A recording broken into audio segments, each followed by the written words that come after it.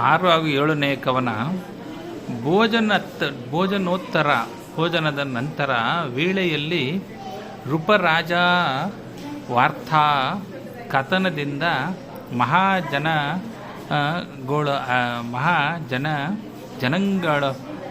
ಜನಗಳ ಒಡನಾಡಿ ನಿಜ ವಿನೋದದಲ್ಲಿ ರಾಜತನವನ್ನು ಮೆರೆದರ ದ್ವಿಜರಾಜ ತೇಜದಿ ಮೆರೆದರ ನರರಾಜರ ನೀತಿ ಇದು ಭೂಪಾಲ ಕೇಳೆಂದ. ಅಂದರೆ ಊಟವಾದ ಮೇಲೆ ಅಗ್ರಹಾರದಲ್ಲಿ ಮಹಾಜನರೊಡನೆ ಬೇರೆ ಬೇರೆ ದೇಶಗಳ ರಾಜರ ವಾರ್ತೆಗಳನ್ನು ಹೇಳುತ್ತಾ ವಿನೋದದಿಂದ ಕಾಲ ಕಳೆಯುತ್ತಿದ್ದರು ಪಾಂಡವರು. ಚಕ್ರವರ್ತಿಗಳಾದ ಪಾಂಡವರು ತಮ್ಮ ರಾಜತನವನ್ನು ಮರೆತು ಬ್ರಾಹ್ಮಣರ ತೇಜಸ್ಸನ್ನು ಮೆರೆಯುತ್ತಿದ್ದರು. 8ನೇ ಕವನ. ಇರಲಿರಲು ಮಾಸಾಂತರದಲ್ಲಿ ನೆರೆಮನೆಯ ಶೋಕಾರ್ಥ ರವದ ಒಬ್ಬರು ಕೇಳಿದು ಕುಂತಿ ಸಾಯಂಕಾಲ ಸಮಯದಲ್ಲಿ ಬರದಿ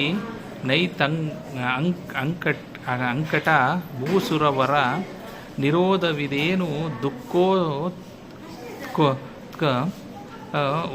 ಆಕಸ್ಮಿಕವೆಂದಳು ಕುಂತಿ ವಿನಯದಲ್ಲಿ. ಅಂದರೆ ಹೀಗೆ ಪಾಂಡವರು ಕೇಳುವ ಕೆಲವು ತಿಂಗಳು ಕಾಲ ಇರುತ್ತಿರಲು ಒಂದು ದಿನ ಸಂಜೆ ಪಕ್ಕದ ಮನೆಯಿಂದ ಹೆಚ್ಚಿನ ಶೋಕಾರ್ಥ ಶಬ್ದವು ಕೇಳಲು ಕುಂತಿಯು ಬೇಗ ಅಲ್ಲಿಗೆ ಹೋಗಿ ಬ್ರಾಹ್ಮಣರ ಶ್ರೇಷ್ಠನನ್ನು ನಿನ್ನ ಸಂತೋಷಕ್ಕೆ ಯಾವ ತಡೆ ಬಂದಿತು, ಆಕಸ್ಮಿಕವಾಗಿ ಅತಿಯಾದ ದುಃಖವೇಕೆ ಎಂದು ವಿನಯದಿಂದ ಕೇಳಿದಳು ಕುಂತಿಯು. ಧನ್ಯವಾದಗಳು.